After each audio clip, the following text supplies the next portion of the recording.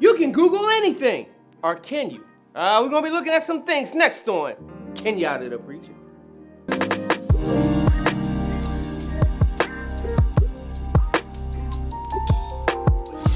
What if you can Google your entire life and have access to the most minute details from the time you were born until the time you die? Would you do it?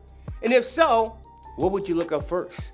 Would you start in the future and Google things like, when am I going to get that promotion? Or will I ever fall in love? Or would you stay in the present and Google things like, does that person really like me? Or where did most of the money go in my paycheck? How about Googling your past and seeing where you lost your favorite childhood toy? Or was that man that kept hanging around your house really your father? You know, a mechanism like that will be great when it comes to relationships because you will always know how your significant other is feeling. There'll be less arguments, and she will stop saying, you're not listening. And he'll stop saying, that's not what I said. Plus, if you can Google your relationship, it will give you more patience. You know, when you're young and in a relationship and have problems, you say encouraging things like, we can work this out. But when you're old and hit a snare, you say things like, this ain't working. That's why if you could Google your life, it would be awesome. You will know the cause of every problem and how to solve them. And if ever you're feeling mistreated, you can Google and find out the cause, whether it's genuine or just a misunderstanding. You know, speaking of mistreatment, our current president says that he is the most mistreated president in U.S. history. Well, I guess he forgot about the 4 that were murdered. Hey, here's something that just came to my mind. If you could Google your life, would you Google to find out the day that you were going to die and how? And will you end up in heaven or not? Well, I guess it's just some things that we just can't Google. This I know for a fact. And it's because we don't have the technology to Google our personal lives. However, just because we don't have the technology, that doesn't mean that a database of your entire life doesn't exist. Let's look at some scriptures. Revelation 20:12, it reads, and I being John, saw the dead, small and great, stand before God, and the books were opened, and another book was opened, which is the book of life.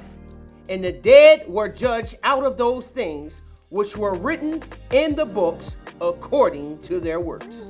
So we see right there that God has a book that contains everything that anyone have ever done. And Malachi 3:16 tells us that there is something called the book of remembrance. Turn with me to Ecclesiastes chapter 12, verse 14. It reads, for God shall bring every work into judgment with every secret thing, whether it be good or whether it be evil. Now that's kind of scary, knowing that God will judge everything we've ever done, even the things that we done when we thought that no one was looking. You see, God knows what you're looking at all times. He even knows what's on your phone. And when no one's around, he sees those places where you may go that you don't want anyone to know about. And if you're truly honest with yourself, none of those things are pleasing to God. And from what I've read in the Bible, if any of those things you're doing to sin, you're going to perish. And it's nothing that you can do because it is written down in your soul's database. But I got good news. God doesn't want you to perish. That's why he gave his son, Jesus Christ. Henceforth, for God so loved the world that he gave his only begotten son. Whosoever believeth in him shall not perish, but have everlasting life. You see, when you accept Jesus Christ into your life and believe what he's done for you, God deletes all of the recorded sins that is on your record. Hebrews chapter 8, starting at verse 12. For I being God, will be merciful to their unrighteousness, and their sins and their iniquities will I remember no more. You see, it doesn't matter what you have done or even how long you've been doing it. God is willing to forgive you. Why? Because Jesus Christ suffered, bled, and died so that you could be forgiven.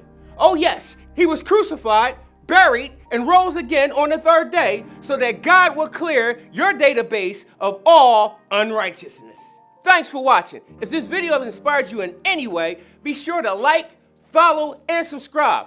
And don't forget to comment below so we can continue the conversation.